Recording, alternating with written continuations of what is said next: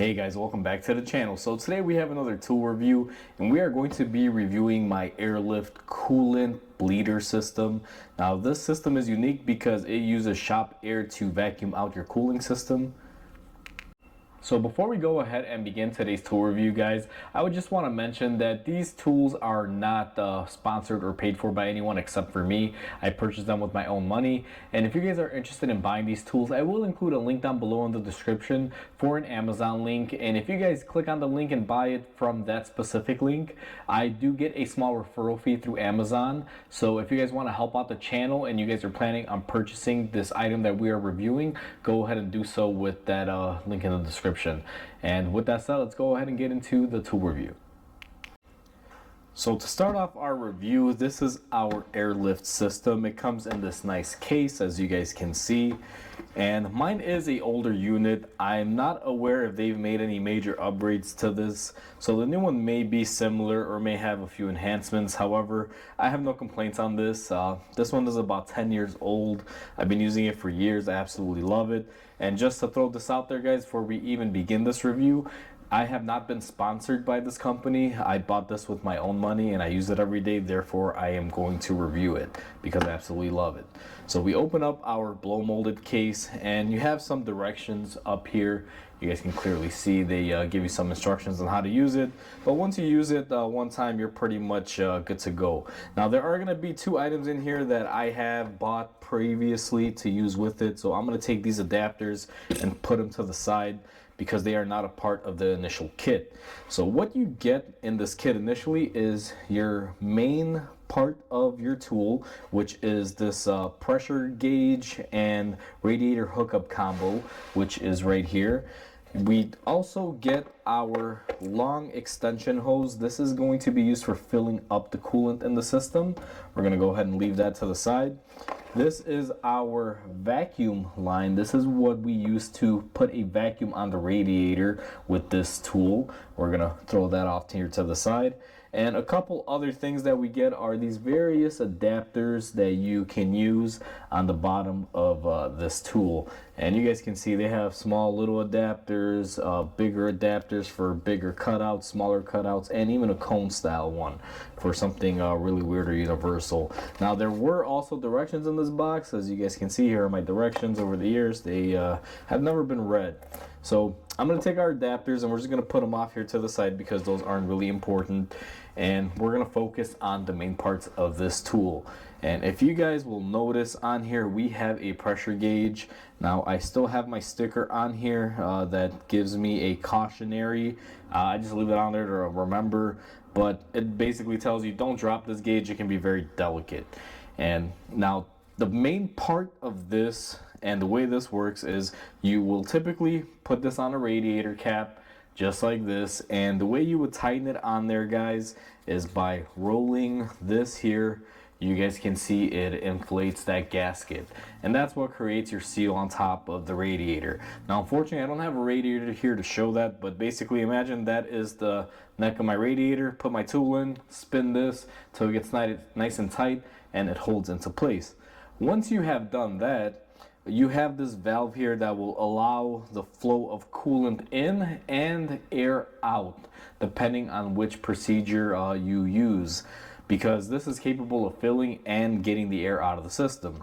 So with this installed on your radiator, let's say, which it is, hypothetically, what you would first use to get the air out of the system would be this line right here. And the way this works is it would hook up to your gauge, which is already hooked up to your radiator. You would then install your shop air supply here, and you would turn this on and you would see that the vacuum number starts growing. What this is doing, it's kind of a Venturi effect. As the air goes past this hose, it's sucking out the air from here, and you will notice that your radiator hoses, everything basically start collapsing because you're vacuuming the air out of the system. And once you vacuum your system out and you get it somewhere in the green, typically 25 is the happy number. Even though this gauge goes up to 30, typically 25 is where it stays at from my experience. And then what you would do is once you are happy with your gauge and where the vacuum reading is, you would just simply go ahead and cut off the air supply to it. Once you've vacuumed out and you're happy with the air supply, what you would do is go ahead and make sure that you cut off any air going to the gauge, because you got to keep your radiator in vacuum. And then what you're going to do is push the collar back and just go ahead and release your vacuum portion of the tool. And I'm going to set that here to the side. And then what we do is we introduce our big hose here that has a filter element. Now what this does is you're supposed to fill up a jug of coolant, let's say 2 gallons worth or whatever your system is going to take, and you submerge this end into the very end of the bottle that you're going to be using. One thing that I do find is kind of difficult, and I have to make this, is I find myself having to hold this down there. It can be kind of finicky. I wish this did have some sort of weight on the end of it, so when you put it in your water, it has weight to keep it down at the deepest point.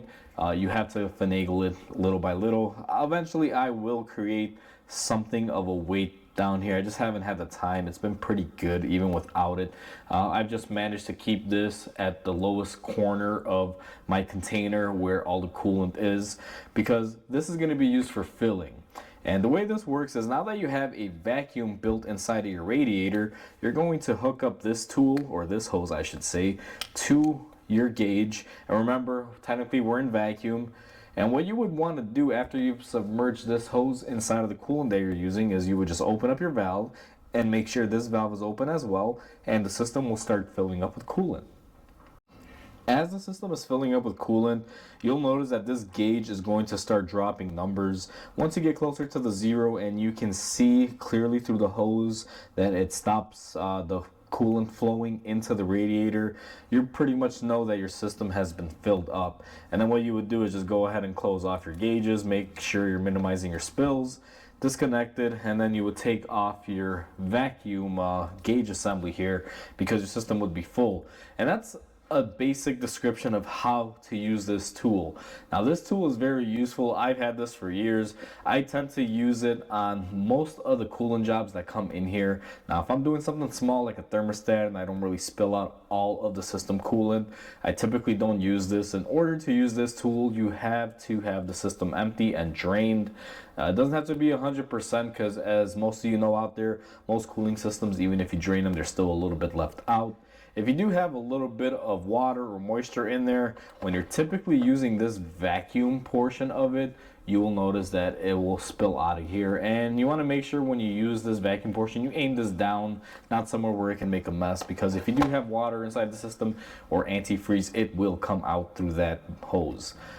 But that's when I typically use this. If I'm doing a coolant flush where I drained the whole system out or the radiator came out, I'll use this to get coolant in there. And this has a really good rate, guys. When I use this tool, I still am old school. I let the car run with the cap off, but I find that my system has no air bubbles in it. It does a really good job of getting the air out all the time, and it has never failed me. Very useful on cars that have air pockets. When I used to work at a Nissan dealership, the VQ35DE motors and 350Zs, even G35s, those were a real pain to get the air out of the system, because the engine was so low and there were some components that sat a little bit higher than it, and it was proven difficult, and this tool always worked like a charm. So it's a great tool to have. If you are a mechanic and you do cooling system flushes, or you're doing something where you're draining the coolant and you don't have a lot of time to waste letting the car idle and filling it up with coolant, this is a surefire tool and a surefire way to get all the air out the first time and not have to stress out over it or anything of that nature. So hopefully you guys enjoyed this video. Please comment, like, and subscribe, because it definitely helps the channel grow. Hope you guys have a wonderful day, and I'll catch you guys on the next video.